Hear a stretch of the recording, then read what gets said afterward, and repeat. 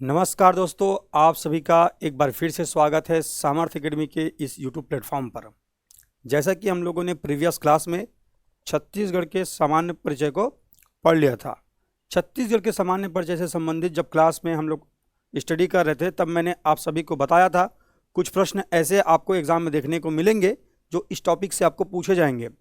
जो भी कांस्टेबल भर्ती परीक्षा की तैयारी कर रहे हैं, साथ ही साथ जो भी एसआई भर्ती परीक्षा की तैयारी कर रहे हैं, नगर सैनिक और फॉरेस्ट गार्ड जैसे एग्जाम की तैयारी आप कर रहे हैं, तो आपको ये देखने को मिलेगा कि आपके एग्जाम में यहाँ से प्रश्न जो है पूछे जाएंगे। जैसे कि कल के हमारे कम्युनिटी पोस्ट में मैंने डाला था कि बताइए कि निम्नलिखित में से किस राज्य की स्थापना वर्ष 2000 में नहीं किया गया है, जिसमें से लगभग 500 बच्चों ने उसमें कमेंट किया है। और उसमें जाकर अगर आप देखेंगे तो देखेंगे कि कितने ही बच्चे ऐसे हैं जो उसमें जाकर के गलत जवाब दे रहे हैं। इसीलिए मैं कह रहा हूं कि आप भले ही कितना पढ़े हो कितना नहीं पढ़े हो ये मैटर नहीं करता है। यहाँ पर मैटर तो इतना करता है कि आप जो पढ़ रहे हैं वो आपको कितना याद है और कितना आपका कंसेप्ट जो है क्लियर है। इसीलिए कभी भी आपको ये नहीं सोचना है कि मुझको ये टॉपिक आता है मैं इसको स्किप कर देता हूँ। किसी भी चीज़ को स्किप नहीं करना है। अगर मैं आपको बेसिक्स से पढ़ाते हुए जा रहा हूँ तो आपको बेसिक्स से पढ़ते हुए जाना है। और इस साथ साथ आपको क्या करना है, और यहाँ पर जो आप गलती क्या कर रहे हैं, हमारे पास जो बच्चे आ रहे हैं पढ़ने के लिए वो मैसेज हमको तो कर रहे हैं, लेकिन जो क्लासेस हम आपको प्रोवाइड करा रहे हैं वो क्लासेस आप पूरा अंत तक देख नहीं रहे हैं। आपको अंत तक देखना है। जब आप वीडियो के लास्ट तक जब जाएंगे तो आपको पता चलेगा कि आज की क्लास में मैंने आपको क्या पूछा है, कैसे पैटर्न फॉलो हो रहे हैं एग्जाम में। इसके लिए आपको पूरा वीडियो देखना पड़ेगा। अगर एग्जाम आपको क्लियर करना है तो वीडियो पूरा आपको देखना पड़ेगा।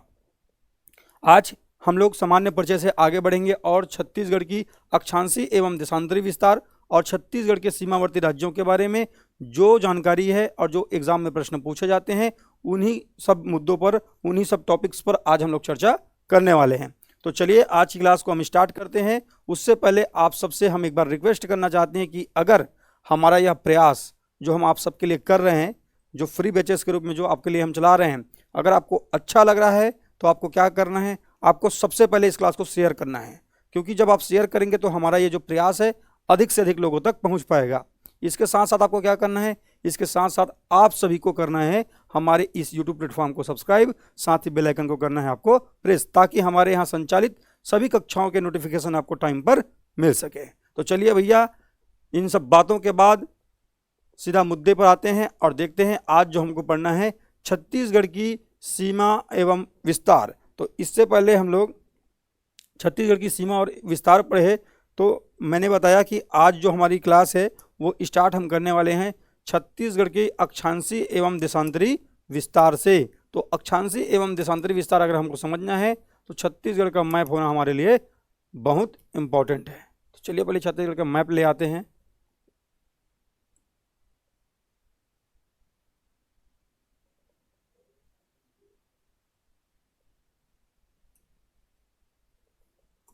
देखिए, ये जो मैप आप देख पा रहे हैं हमारा प्यारा छत्तीसगढ़ आपको दिखाई दे रहा होगा।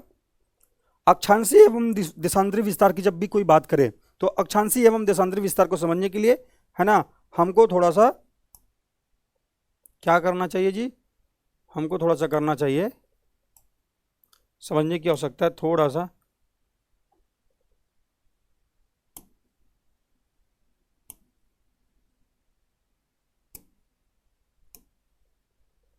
चलिए समझ लेते हैं। आप सबको जब हम इंडियन ज्योग्राफी पढ़ाएंगे तब वहाँ पर मैं आपको बताऊंगा कि कैसे हमारे यहाँ अक्षांश एवं देशांतरी रेखाओं के बारे में हम पढ़ते हैं। लेकिन अभी थोड़ा सा, चूँकि छत्तीसगढ़ में पढ़ना है इसलिए हमको थोड़ा सा ओवरव्यू ले लेते हैं। ये जो आप देख पा रहे हैं, है ना, इसमें कुछ चीज़ें आपको पहले से ही पता होगी, मैं ऐसा उम्मीद कर रहा हूँ, लेकिन फिर भी हम अच्छे से नहीं जा रहा है क्या जी?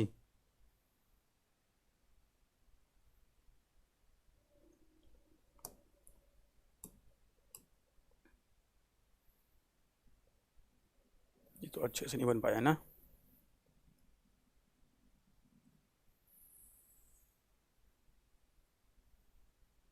ऐसा मान के चलेंगे इसको, है ना।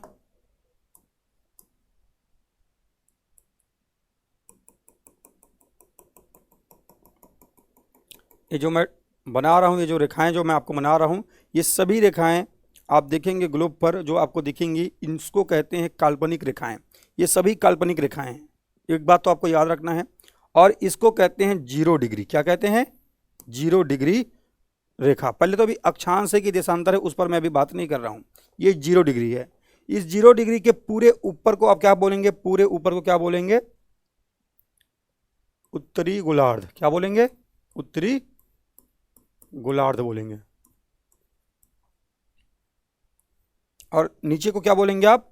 नीचे को बोलेंगे आप दक्षिणी गोलार्ध। जाहिर सी बात है।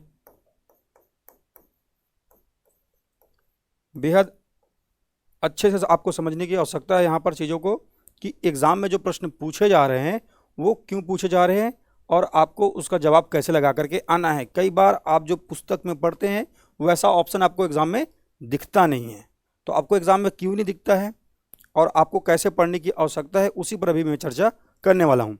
तो ये पूरा ऊपर क्या कहलाएगा? उत्तरी अक्षांश, और ये पूरा नीचे क्या कहलाएगा जी? दक्षिणी अक्षांश। ठीक है। और ये जो रेखाएं जो जा रही हैं ऐसे, इनको कहेंगे अक्षांशी रेखा। क्या कहते हैं जी? अक्षांशी रेखा कहते हैं। इस बात को भी आपको याद रखना है कुछ इस प्रकार से, या इसको आप लोग एक साथ ऐसे कर सकते हैं अभी समझने के लिए। ऐसी रेखाएं, ऐसी बहुत सारी रेखाएं ऐसे आपको देखने को मिलेंगी उत्तर में, उसी प्रकार से आपको यहाँ भी देखने को मिलेगी नीचे। ठीक है, ऐसे इसी प्रकार से। तो इस बात को आपको याद रखना है। इसको कहते हैं अक्षांशी रेखाएं। जो आपको ऐसे दिखाई दे रही हैं इनको आप क्या कहेंगे? अक्षांशीय रेखाएं।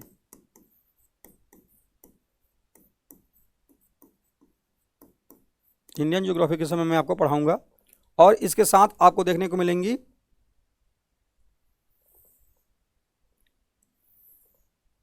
कुछ इस प्रकार से रेखाएं आपको देखने को मिलेंगी। और इन रेखाओं को कहते हैं क्या? इन रेखाओं को कहते हैं, जो रेखाएं ऐसे आपको दिखाई दे रही है इनको कहते हैं देशांतरी रेखाएं। क्या कहते हैं? देशांतरी रेखाएं। ठीक है। और आप सबको मैं लगातार पढ़ाता हूं तो कहता हूं, जब भी कुछ मैप की बात आए तो पहले आपको ये डायरेक्शन वाला मैप बना लेना है, जिसमें से आपको पता होगा ऊपर को नॉर्थ कहते हैं, नीचे को साउथ कहते हैं, इधर ईस्ट कहते हैं, इधर वेस्ट है। उत्तर, दक्षिण, पूरब, पश्चिम। तो जैसे कि हमने देखा था ये उत्तरी गोलार्ध था, ये 0 डिग्री ऊपर के और 0 डिग्री नीचे से दक्षिणी गोलार्ध था। तो उसी प्रकार से अगर आप देखेंगे तो यहाँ पर भी अगर एक सेंटर अगर हम मान लेते हैं ऐसा, है ना, कुछ इस प्रकार से अगर हम एक सेंटर मान लेते हैं तो आपको दिखेगा इधर के पूरे, आपको क्या बोलोगे? इधर को आप बोलोगे पूर्व, इसीलिए इसको बोलेंगे आप पूर्व। और इधर को आप क्या बोलेंगे? पश्चिम बोलेंगे। जाहिर सी बात है ना। तो आपको याद रखना है कि ये जो 0 डिग्री है इससे ऊपर जाएंगे तो 1 डिग्री, 2 डिग्री, 3 डिग्री आपको ऐसा बढ़ते हुए दिखाई देगा। तो जब आप 23.5 डिग्री में पहुंचेंगे, है ना, 23.5 डिग्री में, 23.5 डिग्री उत्तरी अक्षांश में जब आप पहुंचेंगे, क्योंकि ये सब ऊपर में है, इस 0 डिग्री के ऊपर जितने भी अक्षांश रेखाएं हैं उसको कहा जा रहा है उत्तरी अक्षांश रेखाएं। क्या कहा जा रहा है? उत्तरी अक्षांश रेखाएं। तो 23.5 डिग्री उत्तरी अक्षांश को ही हमारे यहाँ क्या कहा जाता है? ट्रॉपिक ऑफ कैंसर अर्थात कर्क रेखा। क्या कहा जाता है? कर्क रेखा कहा जाता है। इस बात को आपको याद रखना है। उसी प्रकार से 23.5 डिग्री दक्षिणी अक्षांश, 23.5 डिग्री दक्षिणी अक्षांश को क्या कहा जाता है? इसको कहा जाता है भैया मकर रेखा। क्या कहते हैं? मकर रेखा कहते हैं, इसको मकर रेखा कहते हैं। और जो उत्तरी अक्षांश है उसको क्या कहते हैं? उसको कहते हैं कर्क रेखा, ट्रॉपिक ऑफ कैंसर कहते हैं। इस बात को याद रखना है। ठीक है, एक बात क्लियर हुआ। और ये जो 0 डिग्री मैंने बनाया था इसी को आप पढ़ते हैं भूमध्य रेखा या विषुवत रेखा के नाम से। भूमध्य रेखा या विषुवत रेखा के नाम से, भूमध्य रेखा या विषुवत रेखा कहते हैं। दोनों एक ही बात है ना, विषुवत रेखा और 0 डिग्री अक्षांश, ये तीनों एक ही का नाम है। इस बात को याद रखना है। इसी भूमध्य रेखा से हम लोग चीज़ों को डिफाइन कर रहे हैं। ऊपर को उत्तरी अक्षांश, नीचे को दक्षिणी अक्षांश। उसी प्रकार से एक काल्पनिक रेखा हमने सेंटर यहाँ पर माना है जो ग्रीन है, इसके इधर को पूरा पूर्व बोल रहे हैं, इधर पूरा इसको क्या बोल रहे हैं, पश्चिम बोल रहे हैं। तो आपको देखने को मिलेगा जो हमारे भारत देश की स्थिति है कुछ इस प्रकार से आपको यहाँ पर देखने को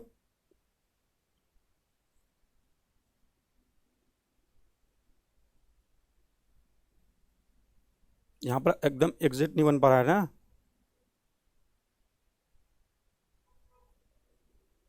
आपको समझना है। हमारे भारत देश की स्थिति कुछ इस प्रकार से आपको यहाँ पर दिखाई देगी। तो आप देखेंगे तो अब इस सब को बंद कर दीजिए। तो आपने बचपन में जब पढ़ा होगा मैथ्स में, तो मैथ्स की क्लास में आपने पढ़ा होगा निर्देशांक के बारे में। इसको आप लोग क्या बोलते थे, इसको प्रथम निर्देशांक, द्वितीय निर्देशांक, तृतीय निर्देशांक, चतुर्थ निर्देशांक। आप बचपन में पढ़ते होंगे मैथ्स की क्लास में। तो उसी प्रकार से जब आप पढ़ते हैं तो इसको डायरेक्शन के हिसाब से जब देखते हैं तो ये अगर ईस्ट है, ये अगर नॉर्थ है, ये अगर वेस्ट है और ये अगर साउथ है, तो आप ये देखेंगे ये वाला पूरा हिस्सा किस में आ रहा है, ये पूरा हिस्सा आपको देखने को मिल रहा है नॉर्थ ईस्ट में। किस में मिल रहा है, नॉर्थ ईस्ट में। तो उसी प्रकार से यहाँ पर जब देखेंगे ये हमारे भारत की स्थिति, तो आपको भारत की स्थिति कहाँ पे दिखाई देती है जी, उत्तर पूर्वी गोलार्ध में। किस में दिखाई दे रही है, उत्तर पूर्वी गोलार्ध में। इसीलिए इस बात को आप देखते होंगे कि भारत जो है उत्तरी गोलार्ध में है, क्योंकि अक्षांश रेखा के ऊपर है 0 डिग्री की, तो पूरा किस में आ जाएगा, उत्तरी गोलार्ध में। लेकिन अगर ऑप्शन में ऐसा लिखा हुआ मिल जाए कि भारत उत्तर पूर्वी गोलार्ध में स्थित है, तब भी आपको आंसर सही मान के चलना है। क्योंकि अगर आप देखेंगे तो यहाँ के पूर्व में और इस डिग्री के है ना 0 डिग्री के ऊपर में, इस दोनों के बीच में स्थित है, इसीलिए इसको कह सकते हैं उत्तर पूर्वी गोलार्ध। बात क्लियर हुआ, बढ़े आगे, चलिए बढ़ते हैं और देखते हैं छत्तीसगढ़ के बारे में। क्योंकि छत्तीसगढ़ इसी बीच में स्थित है भारत के अंतर्गत, इसीलिए आप कहते हैं कि छत्तीसगढ़ जो है कहाँ स्थित है जी, उत्तरी गोलार्ध में स्थित है, ऐसा आप पढ़ लेते हैं। क्योंकि भारत ही उत्तरी गोलार्ध में स्थित है, इसीलिए आप पढ़ते हैं कि छत्तीसगढ़ भी जो है उत्तरी गोलार्ध में स्थित है, ऐसा आप पढ़ते हैं।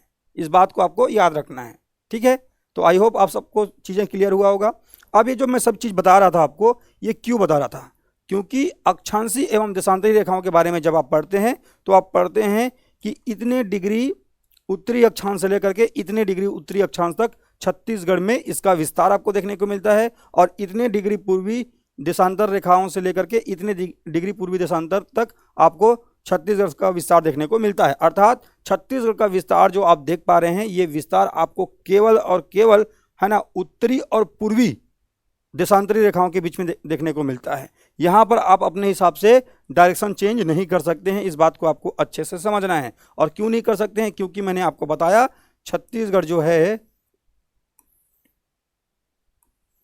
भारत, यहाँ पर हमने देखा था है ना उत्तर पूर्वी गोलार्ध में, ऐसा इसको काल्पनिक रेखा मान के चले थे। तो केवल और केवल अगर आप देखेंगे तो छत्तीसगढ़ के लिए जो सबसे इम्पॉर्टेंट बात जो आप देख पाएंगे, ये वाला जो सेक्शन आप देख पा रहे हैं, ये वाला सेक्शन इम्पॉर्टेंट है, और बाकी के बारे में आपको सोचने की आवश्यकता नहीं है। तो जब आप देखेंगे तो आप पाएंगे कि ये वाला जो पूरा पार्ट है, ये पूरा पार्ट इसमें है जी, ये पूरा पार्ट हमने अभी अभी कुछ देर पहले देखा था, ये पूरा पार्ट आपको दिखाई देगा नॉर्थ ईस्ट में उत्तर पूर्वी गोलार्ध में।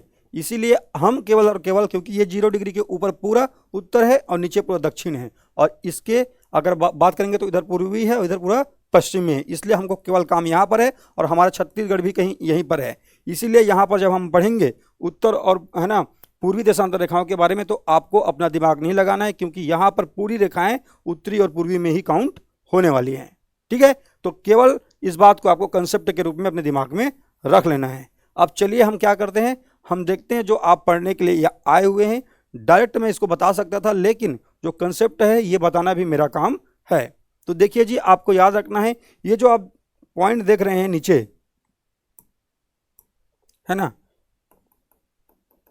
जो हमने भी देखा था 0 डिग्री के ऊपर जितनी भी रेखाएं हैं काल्पनिक रेखाओं के रूप में गई हुई हैं। हम बोल रहे थे 1 डिग्री 2 डिग्री 3 डिग्री ऐसे ऊपर जाएंगे। उसी प्रकार से जब हम लोग पहुंचेंगे 17 डिग्री 46 मिनट उत्तरी अक्षांश में, कब पहुंचेंगे 17 डिग्री 46 मिनट उत्तरी अक्षांश, उत्तरी अक्षांश, ठीक है। 17 डिग्री 46 मिनट उत्तरी अक्षांश में जब आप पहुंचेंगे तो आप पाएंगे यही हमारे छत्तीसगढ़ का क्या है जी, दक्षिणतम जो अक्षांशीय रेखाएं हैं, इस बात को आप जान पाएंगे। ये उत्तरी अक्षांश है। अब क्या होता है, जनरली हम लोग दिमाग लगाते हैं ये तो छत्तीसगढ़ के दक्षिण में है, इसको क्यों कह रहे हैं उत्तरी अक्षांश। इसीलिए मैंने आपको यहाँ पर बना के बताया इसको उत्तरी अक्षांश क्यों कह रहे हैं, क्योंकि हम लोग मैप में जब देखे तो हमने देखा था यहाँ पर प्रथम निर्देशांक वाला जो मेष की स्थिति हम लोग देख रहे थे, वहाँ पर मैंने आपको बना के बताया भी था। यहाँ पर केवल हमको पूर्वी और उत्तरी अक्षांश रेखाओं की और पूर्वी देशांतर रेखाओं की आवश्यकता पड़ेगी, है ना, पश्चिमी और दक्षिणी की आवश्यकता हमको नहीं है। ठीक है, इस बात को याद रखना है। ये जो 17 डिग्री 46 मिनट उत्तरी अक्षांश है, ये बढ़ते बढ़ते जाएगा और ये जो आप देख पा रहे हैं सबसे ऊपरी बिंदु, है ना, यहाँ तक इसका विस्तार आपको देखने को मिलेगा। वो कितना है, तो आपको याद रखना है 17 डिग्री 46 मिनट से लेकर के छत्तीसगढ़ का जो उत्तरी अक्षांश का विस्तार है वो है 24 डिग्री 5 मिनट उत्तरी अक्षांश। इस बात को भी आपको याद रखना है, ये छत्तीसगढ़ का विस्तार आपको देखने को मिलेगा। ठीक है, तो कहां से कहां तक गया है, तो एक बात याद रखना है 17 डिग्री 46 मिनट उत्तरी अक्षांश। ठीक है, उसके साथ साथ आपको देखने को मिलेगा क्या, आपको देखने को मिलेगा 24 डिग्री 5 मिनट उत्तरी अक्षांश। ठीक है, याद रखेंगे इतना विस्तार है आपका उत्तरी अक्षांश रेखाओं का छत्तीसगढ़ में। इसके साथ साथ आपको जैसे आपने ये पढ़ लिया उत्तरी अक्षांश है, तो इसी प्रकार से आपको पढ़ना क्या है, इसी प्रकार से आपको देखना है पूर्वी देशांतरी रेखाओं के बारे में। तो पूर्वी देशांतरी रेखाओं के बारे में जब आप देखते हैं तो यहाँ से आपको देखने को मिलेगा, क्योंकि ये हमारा सबसे पश्चिमी बिंदु है, तो ये जो पश्चिमी बिंदु है वो कितना है, इसको भी अगर आप देखेंगे तो आप मान के चलिए इस पॉइंट को क्या मानेंगे, इस पॉइंट को आप मानेंगे 80 डिग्री 15 मिनट। पूर्वी देशांतर रेखाओं की अगर आप विस्तार की बात करते हैं तो 80 डिग्री 15 मिनट पूर्वी देशांतर से लेकर के अगर आप बात करते हैं कुछ इस प्रकार से आपको दिखाई देगा। तो ये जो क्या है, ये है 84 डिग्री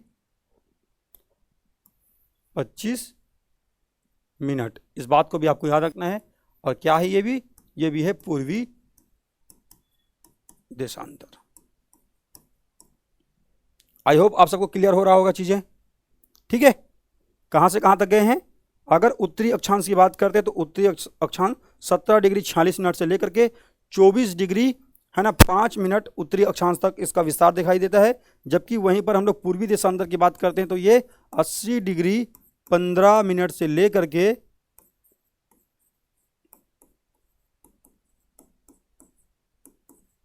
84 डिग्री 25 मिनट तक का विस्तार आपको दिखाई देगा। इस बात को आपको अच्छे से, इन आंकड़ों को, इन तथ्यों को आपको एकदम अच्छे से अपने कॉपी में नोट करना है, बातों को समझना है, कहां से कहां तक विस्तार है, क्यों है, पूर्वी देशांतर क्यों कहते हैं, उत्तरी अक्षांश ही क्यों कहते हैं, इस बात को आपको समझते हुए चलना है।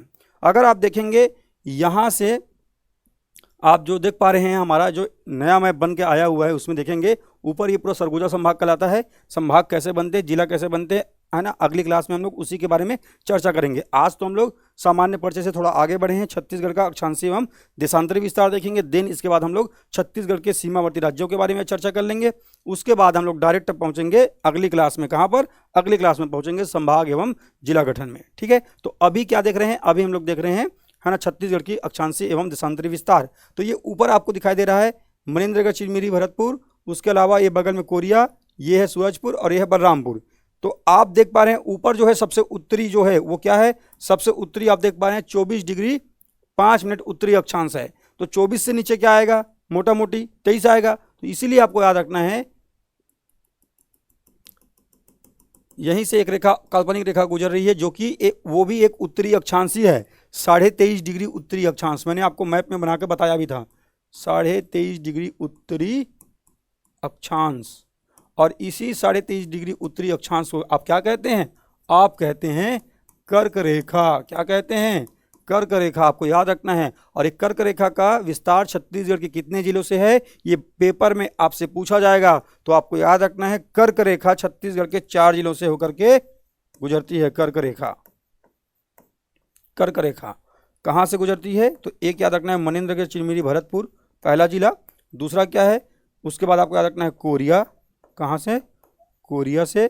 कोरिया के बाद सूरजपुर, सूरजपुर के बाद आपको याद रखना है कहाँ से जी, सूरजपुर के बाद याद रखना है आपको बलरामपुर। इन 4 जिलों से होकर के कर्क रेखा जो है गुजरती है, इस बात को आपको याद रखना है। कर्क रेखा भी उत्तरी अक्षांशी है, इस बात को याद रखना है। और कर्क रेखा भारत के कितने राज्यों से होकर गुजरती है, ये आपको कमेंट बॉक्स में कमेंट करके बताना है, ठीक है। चलिए देखिए, तो ये हमारे यहाँ के 4 जिलों से होकर के गुजर रही है कर्क रेखा, इस बात को याद रखना है।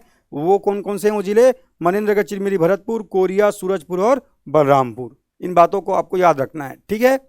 चलिए जी, जिस प्रकार से आप देख पा रहे हैं, ये जो हमने बनाया है पिंक कलर में, जिसको हमने कर्क रेखा कहा, उत्तरी अक्षांश 23.5 डिग्री, उसी प्रकार से आप ये जो देख पा रहे हैं, ये जो आ रही हैं, ये सब पूर्वी देशांतर हैं। तो ये क्या था, ये 84 डिग्री 25 मिनट पूर्वी देशांतर। तो आप सबको पता होगा इंडियन स्टैंडर्ड टाइम लाइन, आप सभी को पता होगा। भारतीय मानक समय रेखा जो आप देखते हैं, है ना, भारतीय मानक समय रेखा वो गुजरेगी कुछ इस प्रकार से छत्तीसगढ़ में, है ना, आपको याद रखना है।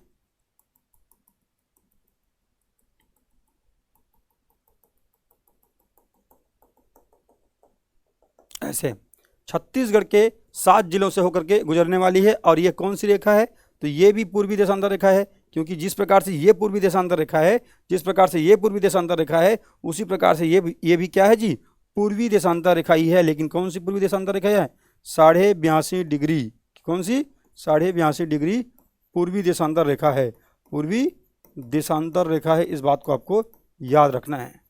तो ये है भैया 82.5 डिग्री पूर्वी देशांतर रेखा, तो याद रखना है 82.5 डिग्री पूर्वी देशांतर रेखा। इसीलिए मैंने आपको पहले 80 बताया था और बताया था आपको 84। ये सब क्या है, ये सभी आपको याद रखना है पूर्वी देशांतर। उसी प्रकार से एक पूर्वी देशांतर रेखा आ रही है 82.5 डिग्री, और ये दोनों कहाँ पर मिल रही है ना, जो कि उत्तरी अक्षांश है 23.5 डिग्री, और पूर्वी देशांतर जो है, ये दोनों हमारे कोरिया जिले के सोनहट तहसील के पास मिलती हैं। और यहीं पर एक पहाड़ी है जिसको कहा जाता है बालम पहाड़ी, क्या कहते हैं, बालम पहाड़ी। तो बालम पहाड़ी के पास ही इसका जो है संभवतः कटान बिंदु है, क्योंकि अभी तक इसके बारे में स्पष्ट जानकारी नहीं है। एक बार एग्जाम में जब आया था तो उसमें कोरिया ऑप्शन नहीं था, और उसको आयोग ने विलोपित कर दिया था उस प्रश्न को। उस दिन से चिप्स के आंकड़ों के अनुसार सबका मानना है कि हमारे यहाँ जो ये कटान बिंदु है वो कहाँ पर है, तो याद रखना है इसकी कटान बिंदु यहाँ पर कोरिया के बालम पहाड़ के पास सोनहट तहसील में बताया जाता है, इस बात को आपको याद रखना है। तो चलिए कुछ बातों को हम लोग यहीं पर नोट कर लेते हैं, जितनी भी बातों को हमने पढ़ा है। जैसे कि हम लोग कुछ बातों को ऐड कर लेते हैं। सबसे पहले हमने क्या पढ़ा, हमने पढ़ा हमारे यहाँ का उत्तरी एवं पूर्वी विस्तार। तो याद रखना है हमारा विस्तार कितना है,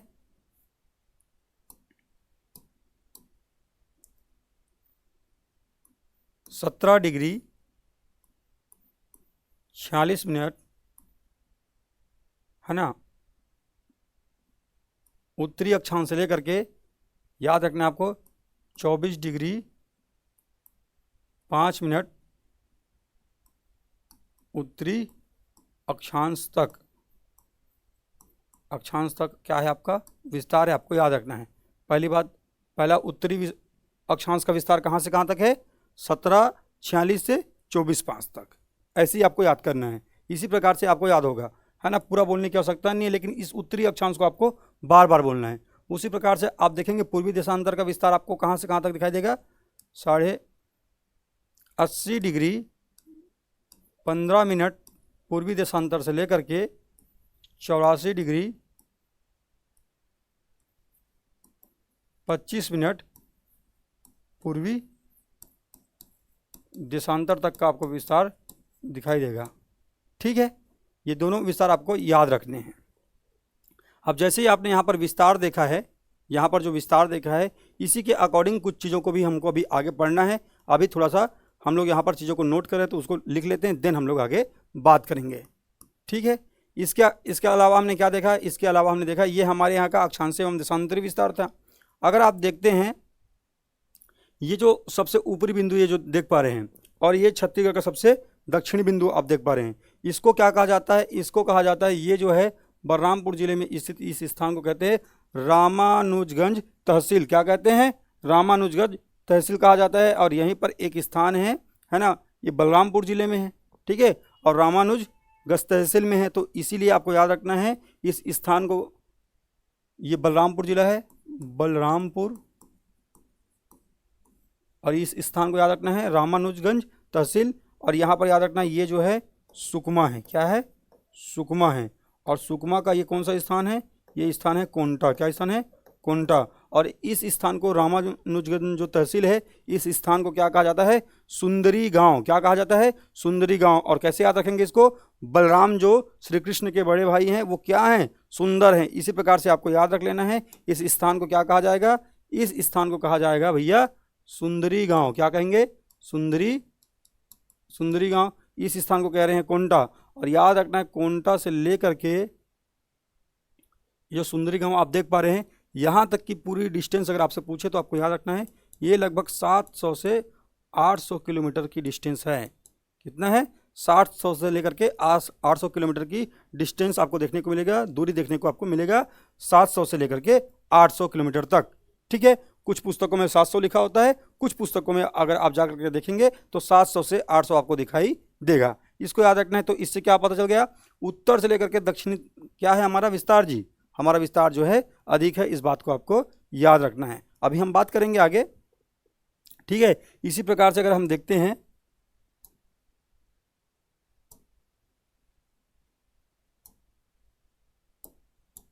ये जो पॉइंट है, ये जो सबसे पश्चिमी पॉइंट हमने बनाया था, ये बीजापुर जिला है। तो बीजापुर जिले का इस स्थान को क्या कहा जाता है, इस स्थान को कहा जाता है भद्रकाली। क्या कहते हैं, भद्रकाली।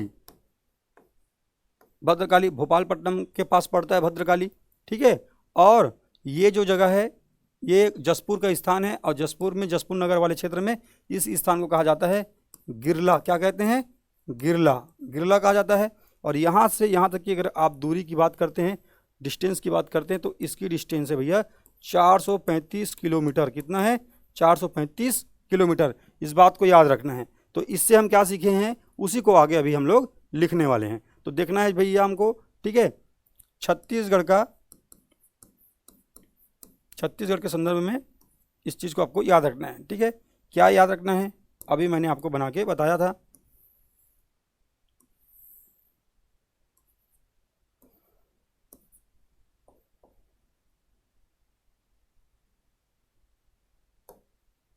ये है सबसे उत्तरी जिला, कौन सा मैंने बताया था आपको, बलरामपुर। तो अगर एग्जाम में पूछे बताइए छत्तीसगढ़ का सबसे उत्तरी जिला कौन सा है, तो आप बताएंगे बलरामपुर जिला सबसे उत्तरी। अगर आपसे पूछे सबसे दक्षिणी जिला कौन सा है, तो जिला है सुकमा। सभी बातों को याद रखना है, जिला कौन सा है, सुकमा।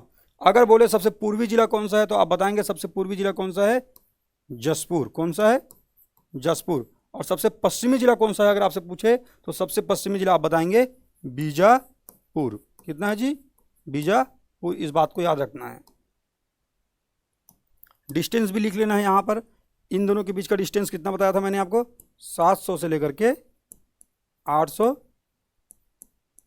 किलोमीटर तक। वहीं पर आपको मैंने बताया था पूर्व से लेकर के पश्चिम का कितना है, तो इसके लिए कितना हमने देखा है, 435 किलोमीटर। इस बात को आपको याद रखना है, ठीक है। अब देखते हैं हम लोग जी कि ये जो जसपुर नगर है, इस जसपुर नगर को अगर आप देखते हैं तो आपको याद रखना है, जब आप यश कमा लेते हैं, आप जब जस कमा लेते हैं, छत्तीसगढ़ी में यश को जस कहा जाता है, कतिक जस कमाहस, ये है ना, ऐसे गांव में सियानवन बोलते है ना। तो याद रखना है अगर इंसान यश अगर कमा लेते हो, आप यश प्राप्त कर लेते हो, तो आपको गिरी हुई हरकत नहीं करना है। क्या नहीं करना है, गिरी हुई हरकत आपको नहीं करना है। और इसी से याद रखना है जब आप जस कमा ले तो गिरी हुई हरकत से गिरला। क्या याद रखना है, गिरला। ये जसपुर में स्थित है, इस बात को याद रखना है। और ये जसपुर में स्थित छत्तीसगढ़ का सबसे क्या है, पूर्वी बिंदु है। पूर्वी बिंदु आपको याद रखना है, पूर्वी बिंदु। उसी प्रकार से बलरामपुर में क्या बताया था, श्री कृष्ण के बड़े भाई बलराम क्या हैं, सुंदर हैं। इसी अकॉर्डिंग आपको क्या याद रखना है, सुंदरी गांव, क्या याद रखना है, सुंदरी गांव याद रखना है, सुंदरी गांव याद रखना है, बलरामपुर जिले में। ठीक है। अगर आप देखते हैं सुकमा में, तो आप लोग गांव में देखे होंगे कि कोई आपके बड़े बुजुर्ग आपको कहेंगे किसी सामान को लाने के लिए, जा तो वो कोंटा में कोई सामान रखा है लावे। कोंटा में कहने का मतलब क्या होता है, कोंटा में कहने का मतलब किसी भी चीज़ का छोर या कहीं पर, है ना, ऐसी जगह जहाँ पर एकदम विलुप्त टाइप का जो जगह होता है ना, उसको हम लोग क्या कहते हैं, कोंटा में। वो कोंटा में पड़े कहीं सामान है, वो कोंटा में रखा है कहीं चीज़ है ना, तो याद रखना है कोंटा। तो अगर आपसे पूछे छत्तीसगढ़ का सबसे दक्षिणतम बिंदु कौन सा है, तो आपको बताना है वो क्या है जी, सुकमा जिले में स्थित कोंटा सबसे दक्षिणतम बिंदु है, दक्षिणतम बिंदु।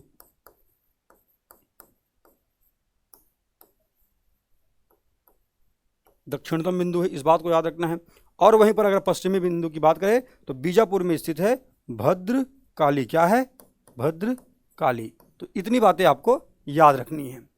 उत्तरी अक्षांश, दक्षिणी पूर्वी देशांतर, दोनों बातें याद रखना है। इसके साथ साथ आपको छत्तीसगढ़ के उत्तरी और दक्षिणी विस्तार को भी याद रखते रखते आपको पूर्वी बिंदु, पश्चिमी बिंदु, उत्तरी बिंदु, दक्षिणी बिंदु को याद रखना है, कौन कौन से जिले में है, इनके बीच की दूरी कितनी है, इसको भी आपको याद रखना है। इसके साथ साथ हमने क्या देखा था, हमने देखा था कर्क रेखा के बारे में। कर्क रेखा हमने देखा था, कर्क रेखा, कर्क रेखा देखा था। कर्क रेखा कितने जिलों से जाकर, कितने जिलों से होकर गुजर रही थी, 4 जिलों से होकर के, 4 जिले। वो 4 जिले कौन कौन से थे, हमने देखा था भैया। सबसे पहले क्या कौन था, मनेन्द्रगढ़, चिरमिरी, भरतपुर। फिर उसके बाद कहाँ पर जाता है, कोरिया, कोरिया से आगे सूरजपुर, सूरजपुर से आगे कहाँ पर है, बलरामपुर। ठीक है ना, बलरामपुर। तो ये 4 जिले आपको याद रखना है कर्क रेखा के लिए। उसी प्रकार से अगर आप जाएंगे पीछे तो आपको देखने को मिलेगा, ये जो है हमारा क्या है, ये जो हमारा जो है पूर्वी देशांतर, अर्थात आपको याद रखना है ये कितने जिलों से होकर गुजरती है। अगर आपसे कोई पूछे तो आपको याद रखना है, एक तो गरियाबंद, दूसरा महासमुंद, तीसरा बलौदाबाजार, चौथा क्या है जांजगीर चांपा, 5वां कोरबा, 6वां कौन सा है कोरिया, और 7वां कौन सा है सूरजपुर। तो 7 जिलों से होकर के गुजरती है हमारे यहाँ IST। ठीक है, 82.5 डिग्री पूर्वी देशांतर रेखा। तो चलिए यहाँ पर लिख लेते हैं उसको भी, जैसे यहाँ पर हमने कर्क रेखा को लिखा है उसी प्रकार से यहाँ पर हम लोग क्या लिख लेते हैं, हम लोग लिख लेते हैं भैया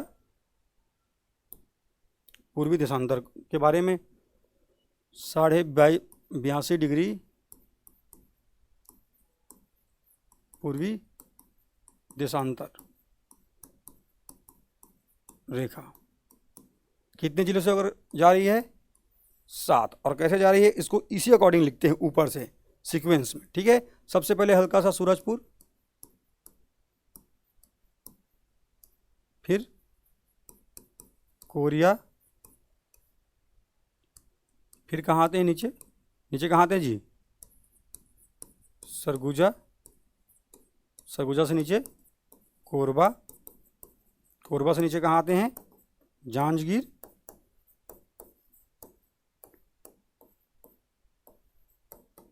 जांजगीर चांपा, और जांजगीर चांपा से नीचे कहाँ है बलौदा बाजार, और बलौदा बाजार से नीचे कहाँ है महासमुंद, और महासमुंद से नीचे क्या है, उससे नीचे है गरियाबंद।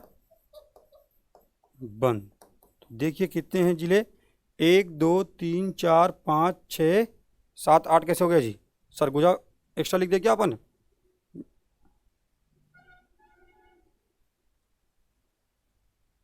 जी हाँ सरगुजा एक्स्ट्रा लिख दिया यार अपन, सरगुजा नहीं आएगा ना, ये आएगा कोरबा तक। ठीक है, आपको याद रखना है, इस बात को याद रखना है, सरगुजा में नहीं जाएगा ना। इसी प्रकार के कन्फ्यूजन हो सकते हैं आपको भी, जैसे मुझे अभी हो गया था। तो याद रखना है सूरजपुर, कोरिया, कोरबा, जांजगीर चांपा, बलौदाबाजार, महासमुंद, उसके बाद गरियाबंद, इन 7 जिलों से होकर के गुजरती है IST। इसी को IST भी कहते हैं, इंडियन स्टैंडर्ड टाइमलाइन, याद रखना है। ठीक है, 82.5 डिग्री पूर्वी देशांतर रेखा को। आई होप आप सबको क्लियर हुआ होगा। अब इसके बाद आपको याद रखना है ये जो कर्क रेखा है और ये जो IST रेखा है, ये दोनों का कटान बिंदु कहाँ पर है, तो आपको याद रखना है ये कटान बिंदु कहाँ पर है। तो मैंने अभी कुछ देर पहले आपको बताया है, इस पॉइंट को आपको याद रखना है। ये कोरिया ज़िले में स्थित है, कोरिया ज़िले में सोनहट के पास, सोनहट के पास बालम पहाड़ में, कहाँ पर बालम पहाड़ में स्थित है। ठीक है, कर्क रेखा व भारतीय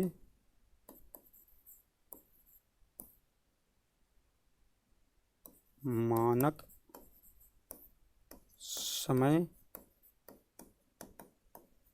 रेखा की कटान बिंदु, ठीक है, कहाँ पर है? ये स्थित है कोरिया के सोनहट के पास बालम पहाड़ में। इतनी बातें आपको याद रखनी है, ठीक है। तो पश्चिमी बिंदु, पूर्वी बिंदु, विस्तार, कितना लंबाई चौड़ाई है, इस सभी बातों को हमने अभी तक जान लिया है। ये आपको याद रखना है। अक्षांशी एवं देशांतरी विस्तार के बारे में इतना प्रश्न आपको यहाँ से पूछा जा सकता है, आपको अच्छे से याद रखना है। कितने जिले से होकर के गुजरती है IST? 7। कर्क रेखा 4, वो कौन कौन से जिले में हमने लिख लिए है, उसको याद रखना है। पूर्वी बिंदु याद रख लिया, पश्चिमी बिंदु, उत्तरी, दक्षिणी, सब हमने यहाँ पर पढ़ लिया है। इतना ही आपसे पूछा जाएगा एग्जाम में और आपको इतना ही अभी याद रखना है, ठीक है। चलिए बढ़ते हैं आगे। अब देखते हैं छत्तीसगढ़ के बारे में। छत्तीसगढ़ की सीमावर्ती जो राज्य है उनसे संबंधित प्रश्न जो एग्जाम में बनते हैं उसके बारे में देखते हैं। यहाँ पर जो आप देख पा रहे हैं मैप, इसमें पहले आप देख लीजिएगा कैसे यहाँ पर आपको अलग अलग जो दिखाई दे रहे हैं राज्य, उसके बारे में आपको देखना है। जैसे कि ये पूरा आप देख पा रहे हैं, हमारे पूर्व में क्या है? ओडिशा है। तो देखिए एग्जाम में कई बार प्रश्न क्या बनेंगे, दो टाइप से आपसे प्रश्न बनेगा। इस चीज को आपको एकदम अच्छे से याद रखना है। यहाँ पर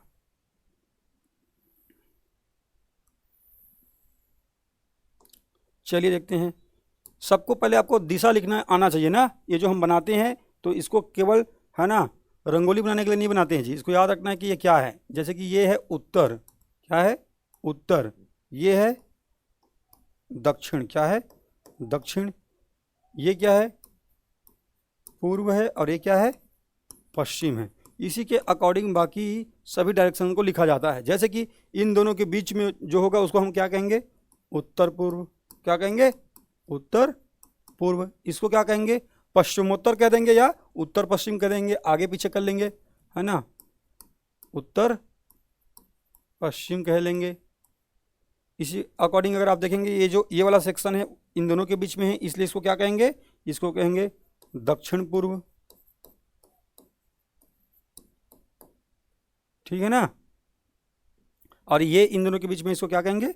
दक्षिण पश्चिम कहेंगे।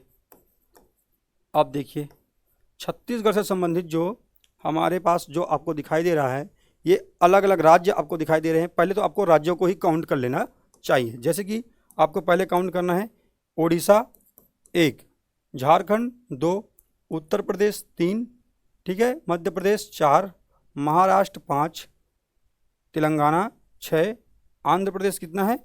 आंध्र प्रदेश है 7वां। तो छत्तीसगढ़ की सीमा कितने राज्यों से लगती है? सबसे पहली बार तो यही प्रश्न पूछा जाएगा। एक बार से जीपीएससी प्रीलिम्स में भी पिछली बार इस वाले में जो अभी हुआ था उससे पहले वाले में पूछा भी गया था। तो याद रखना है छत्तीसगढ़ की सीमा कितने राज्यों से लगती है? 7 राज्यों से लगती है। इस बात को आपको अच्छे से याद रखना है। कितने राज्यों से? 7 राज्यों से, ठीक है। अब इनकी छत्तीसगढ़ के सापेक्ष में इनकी स्थिति आपसे पूछी जा सकती है। आपसे पूछा जाएगा, बताइए कि छत्तीसगढ़ के दक्षिण में कौन सा राज्य स्थित है? तो आपको बताना छत्तीसगढ़ के दक्षिण में क्या दिखाई दे रहा है आपको? यहां पर आंध्र प्रदेश। क्या दिखाई दे रहा है? आंध्र प्रदेश। आंध्र प्रदेश याद रखेंगे। छत्तीसगढ़ के उत्तर में क्या दिखाई दे रहा है? तो छत्तीसगढ़ के उत्तर में है भैया उत्तर प्रदेश। ये बहुत आसान है, नाम से ही स्पष्ट है, उत्तर में ही है हमारा उत्तर प्रदेश। दो बात स्पष्ट हुआ। अब छत्तीसगढ़ के पूर्व में तो देखेंगे आप यहां से लेकर के यहां तक आपको पूरा ये क्या दिखाई दे रहा है? ये दिखाई दे रहा है आपको ओडिशा। क्या दिखाई दे रहा है जी? ओडिशा। इसलिए छत्तीसगढ़ के पूर्व में क्या है? ओडिशा है। आपको याद रखना है। यहाँ पर बातों को अच्छे से सुनते हुए चलिए। अभी मैं प्रश्न आपसे पूछूंगा, प्रश्न पूछूंगा तो आपको जवाब आना चाहिए, ठीक है। देखिए छत्तीसगढ़ के पूर्व में क्या है? ओडिशा। छत्तीसगढ़ के उत्तर में क्या है? उत्तर प्रदेश। दक्षिण में क्या है? आंध्र प्रदेश। छत्तीसगढ़ के पश्चिम में अगर आप आते हैं तो आप देखेंगे छत्तीसगढ़ के पश्चिम में आपको दिखाई देगा महाराष्ट्र। क्या दिखाई देगा जी? महाराष्ट्र। ये महाराष्ट्र दिखाई दे रहा है। यहाँ पर बीच में आपको ऐसे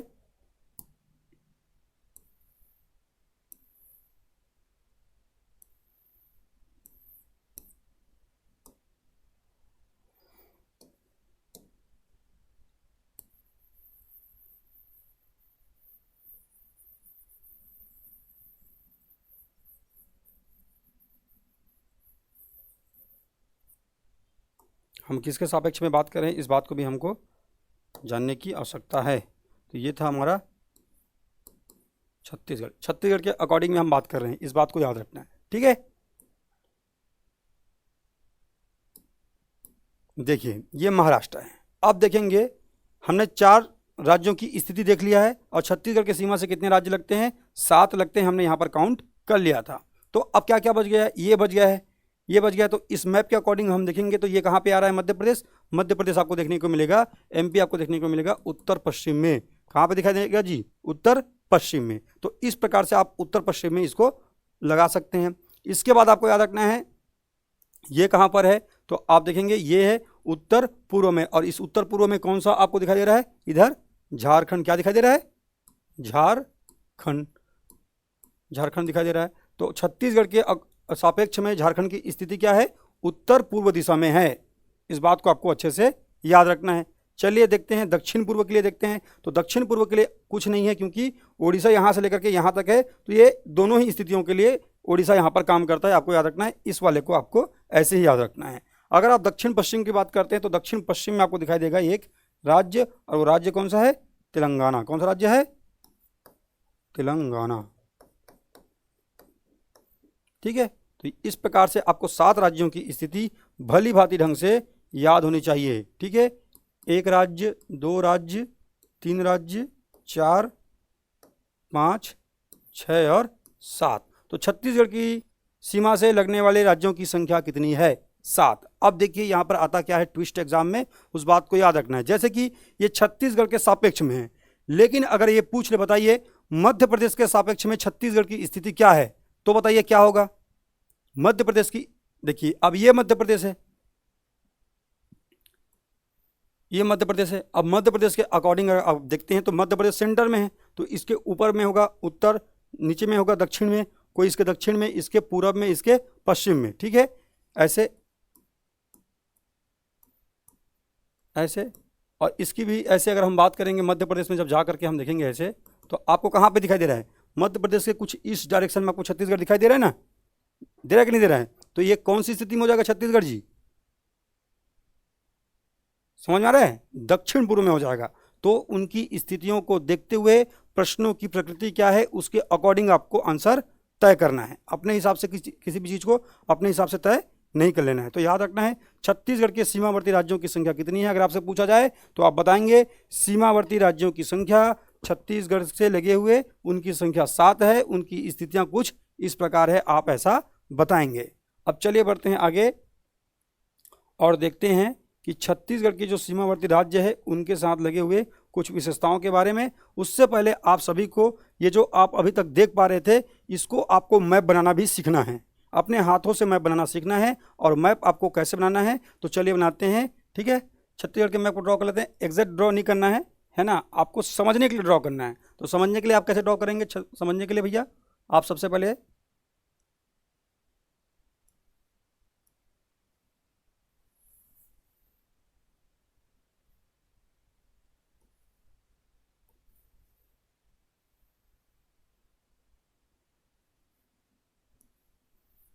ठीक है कुछ इस प्रकार से आप इसको ड्रॉ कर लेंगे।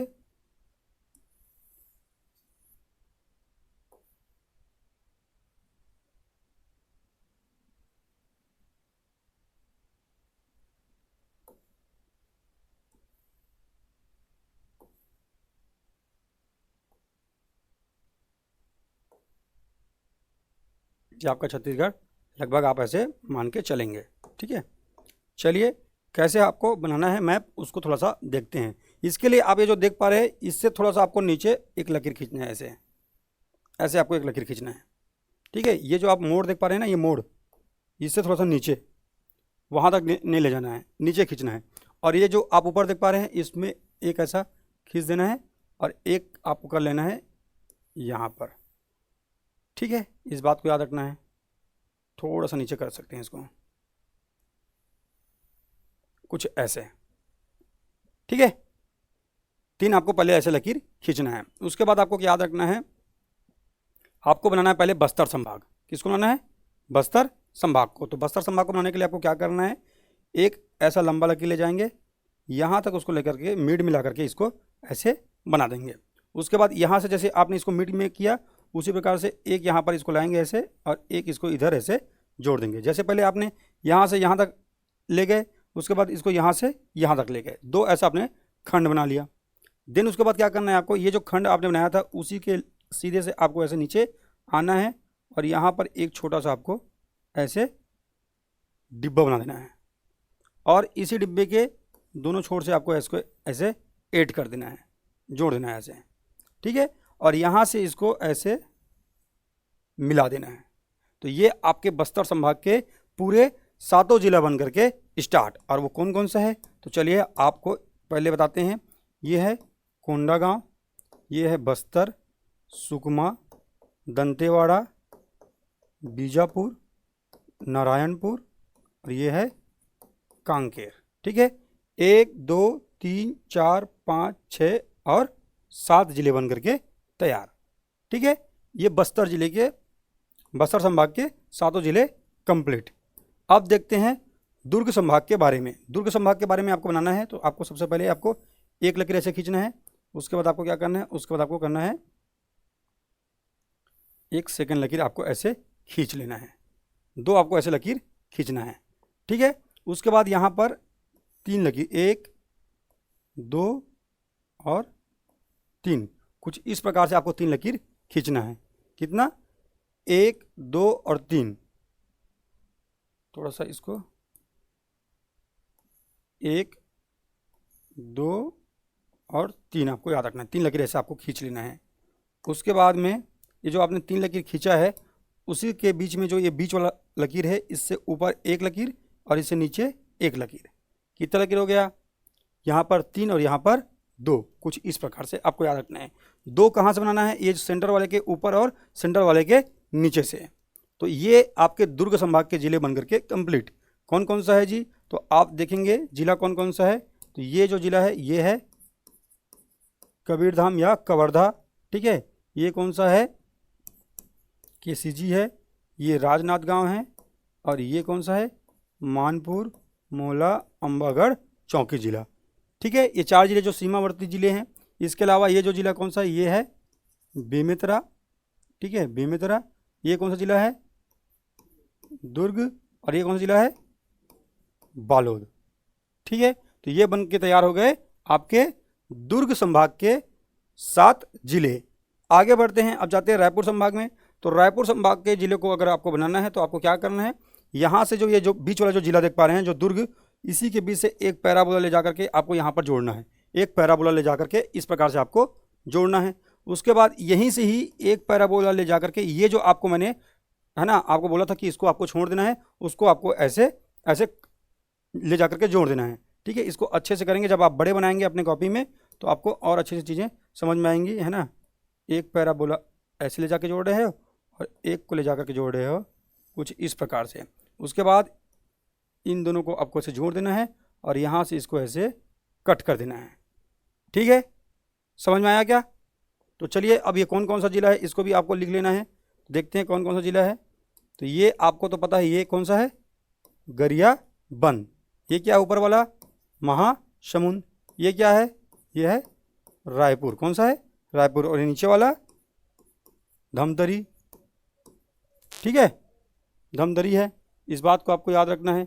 इसके बाद अगर आप देखेंगे तो ये कौन सा जिला है, ये जिला है ऊपर वाला जी, बलौदा बाजार। कौन सा जिला है, बलौदा बाजार जिला है। इस बात को आपको याद रखना है, ठीक है। देखिए ये कितने जिले बने हैं और कैसे बने हैं, इस बात को आपको याद रखना है। ये पूरा जिला आप देख लिए यहाँ का दुर्ग का, और ये पूरा जिला देख लिया आपने रायपुर संभाग का, ठीक है। कितने जिले रायपुर संभाग में, 1 2 3 4 और 5, ठीक है। यहाँ पर 7, यहाँ पर 7। इसको भी आपको काउंट करते हुए चलना है। जब हम लोग संभाग गठन के और जब पढ़ेंगे तब आपको पूरा इन जिलों के बारे में आपको वहाँ पर लिखना पड़ेगा। तो आपको भी मैप के अकॉर्डिंग इसको समझते हुए चलना भी है, ठीक है। आगे बढ़ते हैं। अब इस बलौदा बाजार जिले को, जो ये बलौदा बाजार जिला आप देख पा रहे हैं, इसको आपको अभी सेंट्रल मान के चलना है। मैं इसको कभी किसको सेंट्रल मान के चीज़ों को बनाना है, मैं उसी को आपको बताते हुए चला हूँ। ये जो आप बलौदा बाजार जिला देख रहे हैं इसको अभी आपको सेंट्रल मानना है, ठीक है। और इसके अकॉर्डिंग अब आपको चीज़ों को ड्रॉ करना है। जैसे कि आपको क्या ड्रॉ करना है, आपको यहाँ से ये जो देख रहे हैं इस छोर से एक लकीर ऐसे ला करके बलौदा बाजार जिले में ऐसे जोड़ना है, ठीक है। दूसरा आपको यहाँ से ला करके एक जोड़ना है, ठीक है। 2 लकीर आपको ला कर जोड़ना है और दोनों एक साथ यहाँ पर टच नहीं होना चाहिए, इसको भी आपको याद रखना है।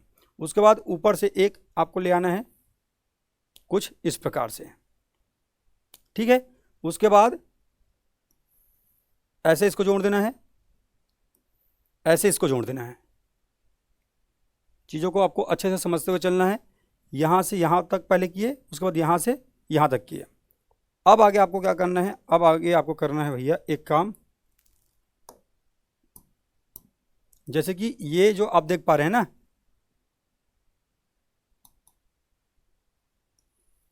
ऐसा एक जोड़े और ऐसा हमने एक जोड़ लिया। ये जो आप देख पा रहे हैं इसके ऊपर से इसके ऊपर एक लकीर ऐसा आपको खींच देना है, इस लकीर के ऊपर एक लकीर खींच देना है और उसके बाद आपको ले आकर के इसको ऐसे जोड़ देना है। ये आपके बन के तैयार हो गए बिलासपुर संभाग के सभी जिले। और वो जिलों के बारे में आपको समझना है तो कैसे समझेंगे आप, तो चलिए देखते हैं कौन कौन से जिले हैं और इनमें से क्या क्या आपको याद रखना है। तो ये है पहला मुंगेली, कौन सा है, मुंगेली। ये बिलासपुर है, ठीक है। ये कौन सा है, जीपीएम है, गोरेला पेंड्रा मरवाही है। ये कौन सा है, कोरबा है। और ये कौन सा है, जांजगीर चांपा जिला है, जांजगीर चांपा। और ये कौन सा है, सारंगगढ़ बिलाईगढ़। ये है आपका शक्ति जिला, कौन सा जिला है, शक्ति जिला, आपको याद रखना है। और शक्ति जिले के बारे में आपको याद रखना है, शक्ति जिला किससे काउंट नहीं होता है, बलौदा बाजार से बिल्कुल नहीं लगता है, इसलिए इसको हमने यहाँ पर ऐसे बना लिया है। और ये है आपका रायगढ़ जिला। तो चलिए काउंट कीजिए कितने जिले हो गए यहाँ पर, 1 2 3 4 5 6 7 और 8। अभी तक सबसे ज़्यादा जिला वाला संभाग कौन सा बन गया है, ये बिलासपुर संभाग। यहाँ पर 7 थे, यहाँ पर 7 थे, यहाँ पर 5 था और यहाँ पर कितने आ गए, टोटल 8 आ गए, ठीक है। इस बात को आपको अच्छे से याद रखना है। चलिए आगे बढ़ते हैं और देखते हैं ये जो आपको बनाना है इसके बारे में है ना। ये जो आप देख पा रहे हैं ये है कोरबा। अब यहाँ पर सेंटर किसको लेना है, तो यहाँ पर सेंटर लेना है कोरबा को। पहले तो आप लेंगे सेंटर कोरबा को, जैसे कि यहाँ पर आपने लिया था कुछ इसी प्रकार से यहाँ पर कोरबा को ले लीजिए, ठीक है। कहाँ से आपको चीज़ों को लाकर ड्रॉ करना है, कहाँ पर आपको ला करके रखना है, इसके लिए आपको ज़रूरी है आपको पता होना चाहिए लाइन आपको कहाँ पर लाना है। तो चलिए एक आपको ले आना है यहाँ पर एक, ठीक है। उसके बाद में दूसरा, उसके बाद में तीसरा, 3 आपको ऐसे ले आ करके अभी आपको ऐसे छोड़ देना है। फिर आपको क्या करना है, ऐसे आपको ले जाना है और ऐसे रायगढ़ में ला करके ऐसे ऐड करना है। ये जो लकीर है इससे थोड़ा सा मैंने पहले बनाया है, देखिए इसको, ठीक है। तो ये आप देखेंगे तो ये हो जाएगा आपका सरगुजा, ये आपका हो जाएगा जसपुर और ये हो जाएगा आपका बलरामपुर। ये क्या है आपका सूरजपुर, ये है आपका कोरिया और ये हो जाएगा आपका मणिनगर चिरमिरी भरतपुर। तो इसको आपको अपने हाथों से बनाना सीखना है, ठीक है। और कौन किसकी सीमा को स्पर्श करता है इसके बारे में आपको देखना है, ठीक है। तो आपको इसके बारे में देखना है कि ये जो बना हुआ है ना, ये छत्तीसगढ़ का मैप आपको कुछ इस प्रकार से ड्रॉ करना है। अगर आपको इससे बेहतर तरीका पता है तो वो आप वैसे भी बना सकते हैं, लेकिन अपने हाथों से बनाना है, इस बात को आपको याद रखना है। अब छत्तीसगढ़ की सीमा से लगे हुए जो राज्य हैं उसके बारे में हम लोग जानकारी इकट्ठा करते हैं और जानते हैं कहाँ से कहाँ तक हमको काउंट करना है। तो एक आप बनाएंगे कुछ इस प्रकार से, ऐसे लाएंगे और कहाँ तक लाएंगे आप इसको, आप लाएंगे इसको सुकमा तक। कहाँ तक लाएंगे, सुकमा तक। और सुकमा तक लाना है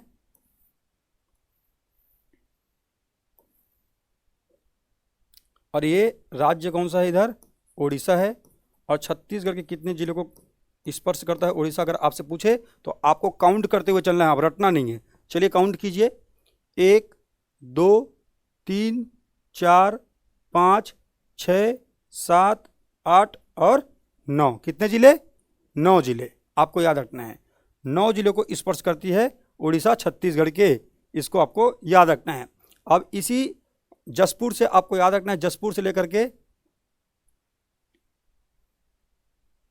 बलरामपुर तक, ठीक है, जसपुर से लेकर के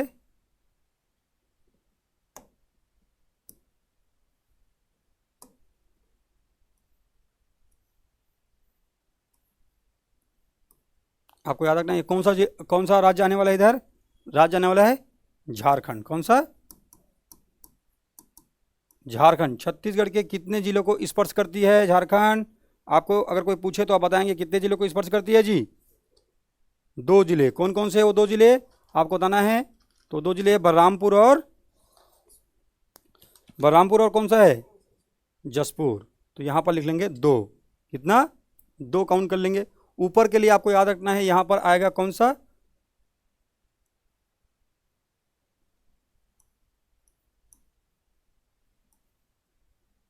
यहीं तक, ठीक है। और ये है यूपी। कौन सा है? यूपी। और यूपी कितने जिलों को टच करती है? केवल 1। कौन सा जिला है वो? बलरामपुर जिला, केवल 1। ठीक है, याद रखेंगे। इसके बाद ये जो मैंने यहाँ पर ऐसे इसको स्पर्श किया है, इसके बाद ये आपको डायरेक्ट लाना है और राजनांदगांव से जोड़ना है। ठीक है, और ये है आपका एमपी। क्या है? एमपी आपको याद रखना है। और एमपी कितने जिलों को स्पर्श करती है? तो काउंट करते हैं। एक तो क्या है? बलरामपुर, दूसरा सूरजपुर, तीसरा कोरिया, चौथा महेंद्रगढ़ चिरमिरी भरतपुर, 5वां जीपीएम, 6वां मुंगेली, 7वां कौन सा है? कवर्धा, 8वां कौन सा है? केसीजी, 9वां कौन सा है? राजनांदगांव। तो 9 जिलों को स्पर्श करने वाले हमारे सीमावर्ती राज्यों की संख्या कितनी है? 2। एक उड़ीसा और एक मध्य प्रदेश। अब इसी राजनांदगांव से आपको एक और ड्रॉ लाइन निकालना है ऐसे, और आपको ले जाकर जोड़ना है बीजापुर से। किससे? बीजापुर से। ठीक है, और इसको आपको क्या करना है? इसको आपको याद रखना है। ये कौन सा है? ये है महाराष्ट्र। क्या है? महाराष्ट्र। और महाराष्ट्र कितने जिलों को स्पर्श करती है? 1, 2, 3, 4 और 5। आपको अलग से याद करने की आवश्यकता नहीं है अगर आपने ये मैप बना लिया। ठीक है, आगे बढ़िए और देखिए क्या है। आगे बढ़ेंगे तो आप पाएंगे ये जो लास्ट आप देख पा रहे हैं, इसी बीजापुर से निकालना है और सुकमा तक ले जाकर के आपको ऐसे जोड़ देना है। और इस जिले को आप क्या कहेंगे? और इस राज्य को आप क्या कहेंगे? इस राज्य को आपको कहेंगे जी, ये वो राज्य है तेलंगाना। क्या राज्य है? तेलंगाना। और तेलंगाना कितने जिलों को स्पर्श करती है छत्तीसगढ़ के? 2 जिलों को। ठीक है, 2 जिलों को स्पर्श करती है, आपको याद रखना है। तो अच्छे से आपको इसको याद रखना है, कितने जिले को कौन से है ना राज्य स्पर्श करती है छत्तीसगढ़ से। तो छत्तीसगढ़ में सीमावर्ती राज्यों की संख्या 7 थी, और ये राज्य कितने कितने जिलों को स्पर्श करती है, यहाँ पर हमने यहाँ पर इसको बना लिया है। ठीक है, अब अगर आप देखेंगे तो ये जो नीचे बचा हुआ है, ये सुकमा का अगर आप देखेंगे तो ये केवल और केवल एक छोटा सा राज्य बचा हुआ है नीचे, और वो राज्य है आंध्र प्रदेश। और ये कितने जिले को स्पर्श करती है? केवल 1, सुकमा जिले को। ठीक है, आपको याद रखना है। तो ऐसे आपको मैप तैयार करना है। तो आपने पूरा 7 राज्यों को बना लिया, और एक ऐसे स्पर्श करते हैं इसके बारे में आपने बना लिया। अब यहाँ से आपको पूछे जाएंगे कि बताइए छत्तीसगढ़ में भू आवेष्टित जिलों की संख्या कितनी है, लैंडलॉक डिस्ट्रिक्ट की संख्या कितनी है। अगर आपसे पूछा जाए तो आपको बताना है। लैंडलॉक कहने का मतलब ऐसा कि वो किसी अन्य राज्य के साथ अपनी सीमा साझा नहीं कर रहा हो, ऐसे डिस्ट्रिक्ट को क्या कहेंगे हम लोग? Landlock district. तो वो कौन कौन से हैं भू अवस्थित जिले? तो आप देखेंगे सरगुजा संभाग में देखेंगे, सरगुजा का ही एकमात्र ऐसा जिला है सरगुजा संभाग में जो किसी के साथ में अपनी बाउंड्री साझा नहीं करता, बीच में बेचारा अकेले बैठा हुआ है। इसलिए इसको हम लोग यहाँ पर क्या कर लेते हैं? यहाँ पर इसको कर लेते हैं ऐसे ड्रॉ। ठीक है, ड्रॉ कर लिए इसको। ये है यहाँ का भू अवस्थित।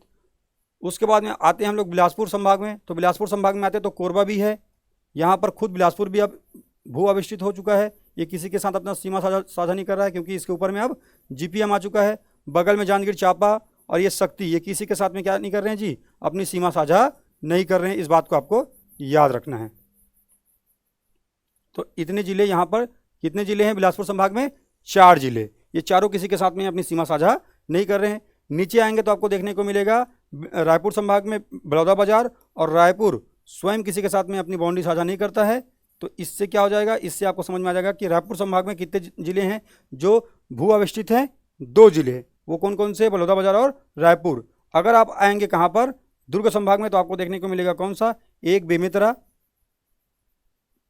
नीचे दुर्ग और उसके नीचे में बालोद आपको देखने को मिलेगा जो लैंडलॉक्ड है। बस्तर संभाग में आपको केवल देखने को मिलेगा जो लैंडलॉक्ड है या भू अवस्थित जिला है। तो काउंट कीजिए कितना है, 1 2 3 4 5 6 7 8 9 10 और 1 11। तो छत्तीसगढ़ में भू अवस्थित जिलों की संख्या कितनी है? अगर आपसे कोई पूछे तो आप बताएंगे कितनी है जी इनकी संख्या? इनकी संख्या है भू अवस्थित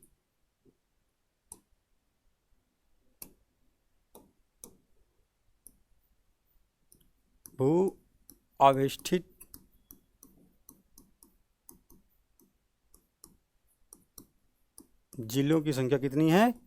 11। तो हमारे यहाँ टोटल जिले कितने हैं? 33। अब 11 को अगर हम भू अवस्थित कह रहे हैं तो कितने ऐसे जिले बच गए हैं जो सीमावर्ती राज्यों से अपनी सीमा साझा करते होंगे? वो उनकी संख्या कितनी है जी? उनकी संख्या हो जाएगी 22। तो 22 जो है सीमा साझा करते हैं अपनी, ठीक है, सीमावर्ती जिले हैं, इसको भी आपको याद रखना है। अब एग्जाम में आपसे कुछ प्रश्न पूछे जाते हैं, जैसे कि आपसे पूछा जाएगा छत्तीसगढ़ से लगे हुए जो पड़ोसी राज्य हैं उनमें से आपको बताना है कि अंतर्राज्यीय, है ना, छत्तीसगढ़ से लगे हुए सबसे लंबी सीमा बनाने वाले राज्य कौन सी है? ठीक है, तो आप देखेंगे सबसे लंबी सीमा कौन सी बनाती है? ओडिशा बनाती है। तो इस टाइप के प्रश्न आपको एग्जाम में मिलेगा। लगभग 830 किलोमीटर की लंबाई के साथ सबसे लंबी सीमा साझा करने वाला राज्य हमारे साथ कौन सा है? ओडिशा है। ठीक है, तो ऐसे प्रश्न एग्जाम में बनेंगे, उसी को यहां पर हम लोग लिख लेते हैं। ठीक है, चलिए देखते हैं, लिख लेते हैं। पहला क्या लिखेंगे हम लोग? हमारे साथ छत्तीसगढ़ की सबसे लंबी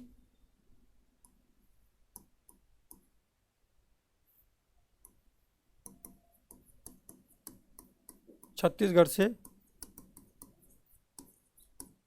सबसे लंबी सीमा, सबसे लंबी सीमा साझा करने वाले राज्य कौन से हैं जी? तो याद रखना है वो है ओडिशा। कौन सा है? ओडिशा, आपको याद रखना है ओडिशा है।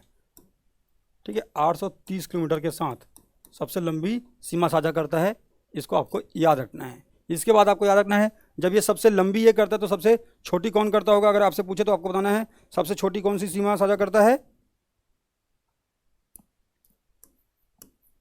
सबसे कम।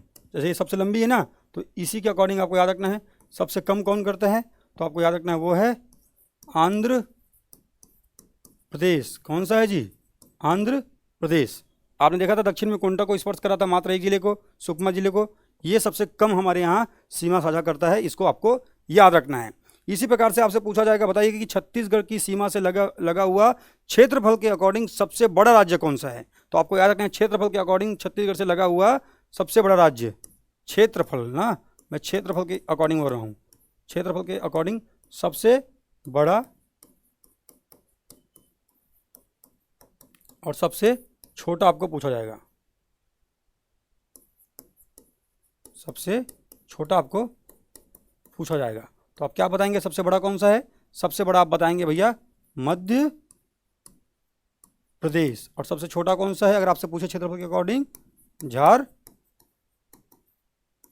झारखंड। इस बात को आपको याद रखना है। इसके बाद याद रखना है आपको, यही इसी प्रकार से आपसे पूछा जाएगा जनसंख्या के अकॉर्डिंग, जनसंख्या के अकॉर्डिंग आपसे पूछा जाएगा। तो जनसंख्या के अकॉर्डिंग छत्तीसगढ़ की सीमा को स्पर्श करने वाला सबसे बड़ा राज्य और सबसे छोटा राज्य, तो सबसे बड़ा सबसे छोटा तो कौन सा हो जाएगा? सबसे बड़ा हो जाएगा उत्तर प्रदेश। आप सभी को पता है 2011 की जनगणना के अनुसार सबसे ज़्यादा अधिक पॉपुलेशन वाला स्टेट है तो उत्तर प्रदेश, इसका जवाब हो जाएगा। उसी के अकॉर्डिंग यहाँ पर पूछा जाएगा आपको सबसे छोटा, तो इसका भी जवाब क्या हो जाएगा? झारखंड। इस बात को आपको याद रखना है। अब चलो देखते हैं कुछ और प्रश्न जो बनते हैं इस मैप से, थोड़ा सा देखते हैं। जैसे कि आप देख पा रहे होंगे ऐसे कितने जिले आपको दिखाई दे रहे हैं जो 3 राज्यों के साथ अपनी सीमा साझा कर रहे हैं। तो आपको दिखाई देगा मध्य प्रदेश, उत्तर प्रदेश और झारखंड, ये तीनों के साथ साझा कौन कर रही है? बलरामपुर एक, जो 3 राज्यों के साथ अपनी सीमा साझा कर रही है। उसी प्रकार आप देखेंगे यहाँ पर सुकमा के बारे में, आंध्र प्रदेश, उड़ीसा और तेलंगाना के साथ अपनी सीमा साझा करती है। इसलिए आपको याद रखना है 3 राज्यों के साथ अपनी सीमा साझा करने वाले जिले, ठीक है, 3 राज्यों के साथ अपनी सीमा साझा करने वाले जिले कौन से हैं? वो है भैया हमारे यहाँ के तीन राज्यों के साथ वो है 2, और वो 2 जिले कौन कौन से हैं? एक है बलरामपुर और दूसरा कौन सा है? दूसरा है सुकमा, ठीक है, आपको याद रखना है। उसी अकॉर्डिंग अगर आप देखेंगे तो ये 2 राज्यों के साथ, जैसे कि यहाँ पर लिखा हुआ ना 3 राज्यों के साथ, तो यहाँ पर आएगा पूरा सेंटेंस, आप ऐसे पूरा कवर करेंगे, लिखेंगे 2 राज्यों के साथ अपनी सीमा साझा करने वाले जिले। तो इसकी संख्या कितनी है? तो इसकी संख्या 3 है। और वो कौन कौन है चलिए देख लेते हैं। जैसे ये 3 है तो उधर 2 है, और इधर 2 है तो उधर कितनी है? 3 है। आपको इस प्रकार से भी इसको आपको याद रख सकते हैं। और वो कौन कौन से हैं चलिए देखते हैं। यहाँ पर हमको क्या देखना है? 2 राज्यों के साथ सीमा साझा करने वाले जिले। तो 2 राज्यों के साथ आप देखेंगे, देखिए एक तो राजनांदगांव है, ठीक है, राजनांदगांव मध्य प्रदेश और महाराष्ट्र के साथ अपनी सीमा साझा कर रहा है, 2 राज्यों के साथ कर रहा है ना। चलिए बढ़ते हैं आगे। उसके बाद आप देखेंगे 2 राज्यों के साथ और कौन सीमा साझा कर रहा है भैया? 2 राज्यों के साथ में आप देखेंगे बीजापुर, बीजापुर को देखेंगे महाराष्ट्र और तेलंगाना के साथ में अपनी सीमा साझा कर रहा है, ठीक है। एक हो गया था कौन सा? राजनांदगांव, एक हो गया बीजापुर। अब इसके अलावा और कौन सा बचता है? एक अगर आप देखेंगे जसपुर को, अगर आप जाकर देखेंगे तो जसपुर किसके किसके साथ सीमा साझा कर रहा है? झारखंड के साथ में, और दूसरा किसके साथ में? ओडिशा के साथ में। तो ये 3 जिले हैं, आपको याद रखना है। तो चलिए यहाँ पर लिख लेते हैं। एक था बीजापुर, राजनांदगांव और एक है जसपुर, ठीक है, ये आपको याद रखना है। तो सीमावर्ती राज्यों से संबंधित जो प्रश्न आपको पूछे जाएंगे उसमें ये प्रश्न आपको पूछे जा सकते हैं।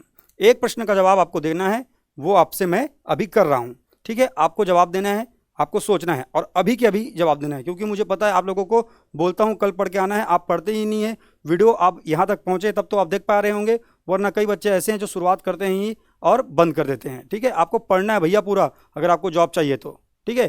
प्रश्न ये है, कम से कम 2 राज्यों के साथ सीमा साझा करने वाले छत्तीसगढ़ में जिलों की संख्या कितनी है? चलिए बताइए। आपको ऑप्शन दे रहा हूं मैं।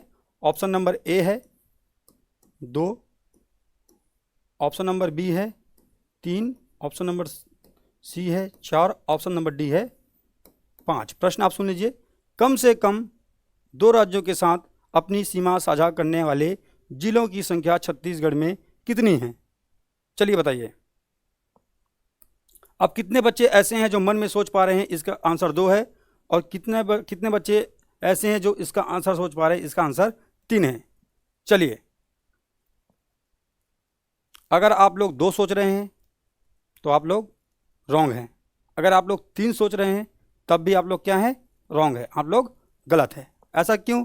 मैंने पूछा कम से कम 2 राज्यों के साथ अपनी सीमा साझा करने वाले जिलों की संख्या कितनी है? तो आप बताएंगे भैया सब है ना, इसकी संख्या कितनी है? इसकी संख्या टोटल है 5। क्यों? मैंने बोला कम से कम 2 राज्यों के साथ। तो कम से कम 2 राज्यों के साथ कौन कर रहा है? देखिए यहाँ पर तो ये 3 राज्यों के साथ कर रहा है। जो 3 के साथ कर रहा है वो 2 के साथ तो कर ही रहा है ना। तो आपको याद रखना है, ये हो गए 1 और 2। उसके बाद में आप काउंट करेंगे, 2 राज्यों के साथ करने वालों की संख्या 3 है, तो टोटल नंबर कितने हो जाएंगे? 5। इसीलिए कहते हैं आप जो सोच कर बैठे हुए हैं ना कि चीज़ें आसान हैं, इतनी भी आसान नहीं है, ठीक है। आपको याद रखना है कि आप जो पढ़ते हैं उसके लिए आपको कैसे चीज़ों को याद रखना है, ठीक है। तो चीज़ों को आपको इस प्रकार से याद रखना है। कभी आपसे पूछ लिया जाएगा कम से कम 1 राज्यों के साथ अपनी सीमा साझा करने वाले जिलों की संख्या कितनी है, तो आपको ज़्यादा दिमाग नहीं दौड़ाना है। आपको डायरेक्ट सोचना है कितने ऐसे सीमावर्ती जिले आपको दिखाई दे रहे थे छत्तीसगढ़ में भू अवस्थित के अलावा। तो आपको दिखाई दे रहे थे, टोटल नंबर ऑफ कितना था? 22। तो आप बताएंगे इसकी संख्या कितनी है? 22। कुछ इस प्रकार से भी प्रश्न आपको फ्यूचर में देखने को मिल सकता है, उसको आपको समझते हुए चलना है। ये सीमावर्ती राज्यों के साथ प्रश्न जो बनता है उसके लिए मैंने आपको यहाँ पर डिटेल लिखवा दिया है। आपको कल मैंने बताया था छत्तीसगढ़ से बड़े, है ना, क्योंकि छत्तीसगढ़ अकॉर्डिंग टू क्षेत्रफल, अकॉर्डिंग टू एरिया 90वें स्थान पर है, हमने देखा था। सबसे पहले राजस्थान के बाद में हमने देखा था कौन सा, मध्य प्रदेश, फिर महाराष्ट्र, फिर उत्तर प्रदेश, उसके बाद गुजरात, उसके बाद कर्नाटक के बाद में आंध्र प्रदेश के बाद उड़ीसा के बाद में छत्तीसगढ़।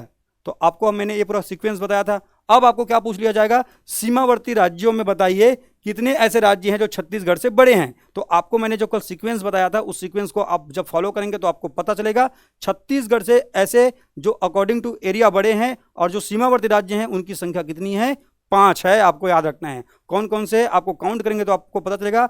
देखिए हमसे लगा हुआ क्या है, मध्य प्रदेश जो कि 2nd नंबर पर आता था, महाराष्ट्र जो कि 3rd नंबर पर आता था, आपको पता होगा, उत्तर प्रदेश जो कि 4थे नंबर पर आता था। ये तीनों आपसे बड़े थे, ठीक है। तो ये 3 तो ये हो गए। उसके बाद आपको पता होगा आंध्र प्रदेश भी आपको ने अभी देखा, गुजरात, कर्नाटक, आंध्र प्रदेश, तो आंध्र प्रदेश भी इसमें शामिल हो जाएगा, आंध्र प्रदेश।